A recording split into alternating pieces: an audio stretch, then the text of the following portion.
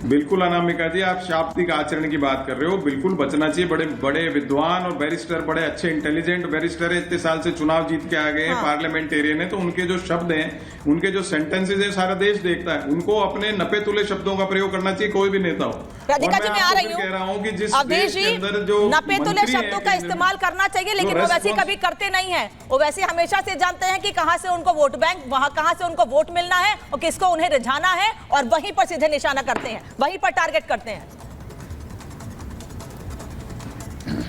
नहीं, देखो, ये हम लोगों का भी दोष है कि असदुद्दीन ओवैसी कुछ भी बोलते हैं तो हम सब लोग लिखते हैं, उन पर बोलते हैं, टीवी में उनको सुर्खियां बनाते हैं।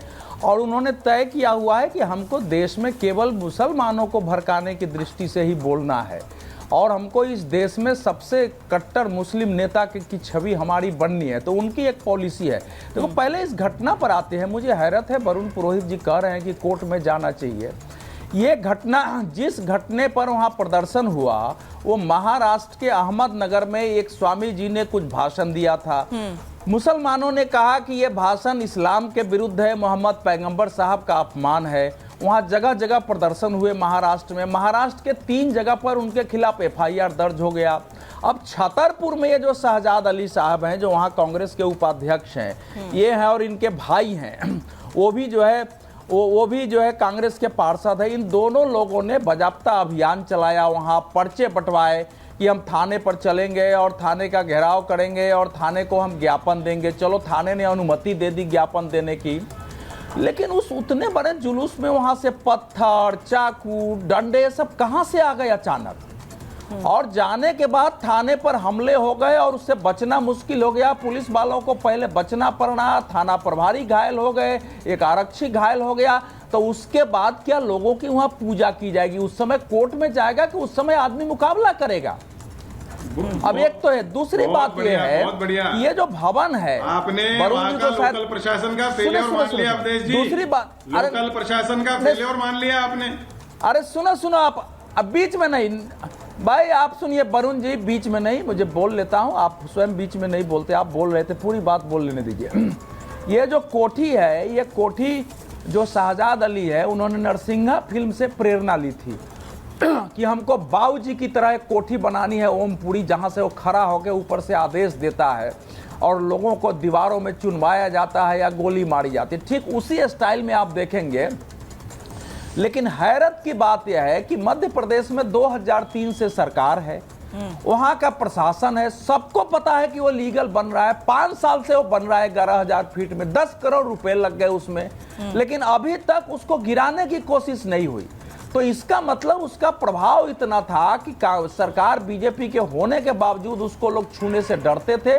और इसमें चूंकि इतना बड़ा क्राइम उसने किया है कि उस क्राइम के बाद फिर प्रशासन को लगा कि अब सिर जो है वह पानी सिर से ऊपर चला गया है, उसको गिरा दिया गया। और वहाँ जो नारे लगे हैं, क्योंकि ये सवाल और ये पॉइंट, इस पर जवाब भारतीय जनता पार्टी को देना होगा, और बिल्कुल वाजिब सवाल है ये, बिल्कुल वाजिब पॉइंट है। राधिका खेड़ा, कितने सालों से उसकी प्रॉपर्टी थी? 10 करोड़, 15 करोड़, 20 करोड़, कितने की भी हो, इतने सालों से प्रॉपर्टी थी, और सालों से भारतीय जनता पार्टी की सरकार भी वहां पर है।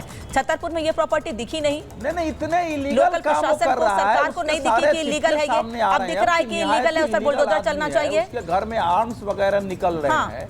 ठीक बात है, बिल्कुल ठीक बात है, बिल्कुल सही सवाल है। राधिका खेड़ा,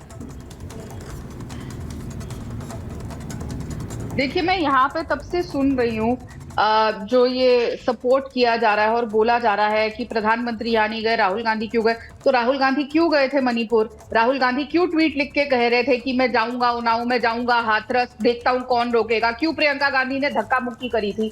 हर चीज, अगर वो वहां जा रहे हैं तो अयोध्या भी जाना चाहिए, वहां जा रहे हैं तो ममता बनर्जी का नाम भी लेना चाहिए। क्यों राहुल गांधी डरते हैं? प्रियंका गांधी आज ट्वीट करती है कि बुलडोजर चलता है, जब किसी, मैं आपके बीच में नहीं बोली थी और मेरे को नहीं लगता कि आपके पास ही आ रही हूँ रिएक्शन के लिए। फाजिल अहमद आ रही हूँ सर, आपके पास ही रिएक्शन के लिए आ रही हूँ। मुझे पता है अभी तक आपको मौका नहीं मिला है, मैं बस आ रही हूँ। 20 सेकंड सर, जवाब ले लूँ फिर आ रही हूँ। लेकिन राधिका खेड़ा जो सवाल पूछा उस पर जवाब दीजिए। राधिका खेड़ा, सवाल मैंने पूछा है, लीगल प्रॉपर्टी थी, करोड़ों का बंगला बनके तैयार हो जाता है, पहले एक्शन क्यों नहीं, पहले क्यों नहीं दिखा? अब जब वहां पत्थरबाजी होती है तो बुलडोजर चला दिया जाता है घर पर।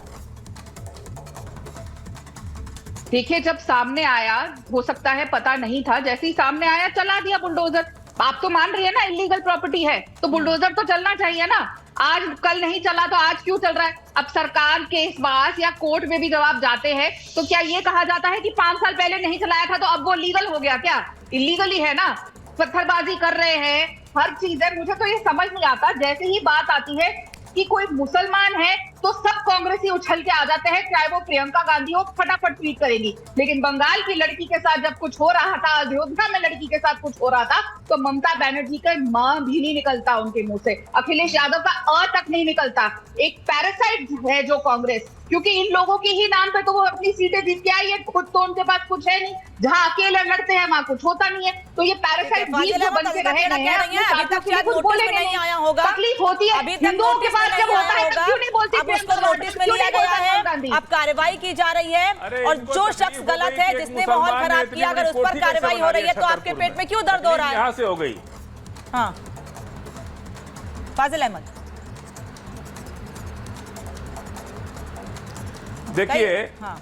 देवरिया में एक ब्राह्मण परिवार के 3 आदमी की हत्या हो गई और वहां भी बुलडोजर गया था, लेकिन 15 दिन बुलडोजर खड़ा रहा, वहां कुछ नहीं हुआ उसका, वो बुलडोजर चला ही नहीं पाए। उसके बाद बीएचयू में हिंदू बच्चियों के साथ बीएचयू के अंदर बलात्कार हुआ, और बलात्कार करने वाले बीजेपी आईटी सेल के थे, उनके यहाँ भी बुलडोजर नहीं चला। 3 महीना तो पुलिस गायब हो गई बनारस की। बनारस की पुलिस 3 महीना बनारस छोड़ के चली गई। जब राहुल गांधी हस्तक्षेप किए और जब अजय राय हस्तक्षेप किए, तब जाके उन बच्चियों का FIR हुआ। पश्चिम बंगाल में कलकत्ता की बात ये लोग करते हैं जाकर, अभी उत्तर प्रदेश के अंदर सुनिए, उत्तर प्रदेश के अंदर 3 लड़कियों का बलात्कार हो गया। ममता बनर्जी कांग्रेस की बात सुनती हैं, ममता बनर्जी राहुल गांधी की बात सुनती है ताकि हस्तक्षेप कर दें। शुरुआत में पूरे मामले को जो मोल्ड करने की कोशिश की गई थी, यथास्थिति बनाए रखते, वहाँ बुलडोजर नहीं पहुंचा। और नहीं, फाजिल अहमद आप सुन नहीं रहे हैं या मेरे सवाल को सुनना नहीं चाहते हैं? मेरा सवाल सिर्फ इतना है कि राहुल गांधी इतने बड़े नेता हैं, उनके हस्तक्षेप से चीजें इतनी ज्यादा बच जाती हैं या एक्शन हो जाता है, तो राहुल गांधी ममता बनर्जी से क्यों नहीं बात कर लेते? जापान चले जाएंगे, ये वहाँ शहजाद अली पर कुछ नहीं बोल सकते हैं। ये तो पकड़ा गए, FIR हो गया, जेल में है, नार्को टेस्ट हो रहा है, अब क्या होगा? मिलने गए, यही तो एक मिलने गए परिवार से, राहुल गांधी परिवार से मिलने गए। सर देखिए, जो बात गलत है, उसका सपोर्ट मत करिए फाजिल अहमद। मैंने आपसे पूछा कि जिसने छतरपुर का माहौल खराब करने की कोशिश की, आंदोलन करते हैं, फाजिल अहमद रेगुलर बोलेंगे तो सवाल नहीं पूछ पाऊंगा। सुनिए, जिस आदमी ने छतरपुर का माहौल खराब करने की कोशिश की, वो ये कह रहा है कि मैं 15 साल से समाज सेवा का काम कर रहा हूँ। वो ये कह रहा है कि वहाँ अचानक से कुछ असामाजिक तत्व आ जाते हैं जो माहौल खराब कर देते हैं। उनके पास असामाजिक तत्वों के पास चाकू भी आ जाती है, डंडे भी आ जाते हैं, झोले भर भर के पत्थर भी आ जाते हैं अचानक से। कहीं कोई तैयारी नहीं थी उनकी पत्थरबाजी की। जब भी कोई दूसरी पार्टी के लोग जाकर के कोई आंदोलन करते हैं तो पीछे से पत्थर मार देते हैं। ये तो हम लोगों ने, अच्छा आप ही कहना किसी और ने पत्थर मारे हैं? सामने देखा है पीछे से हम लोग कितनी बार आंदोलन कर रहे हैं, तस्वीर आ गई है मारने वाले की, भाग जाते हैं। कई बार हम लोग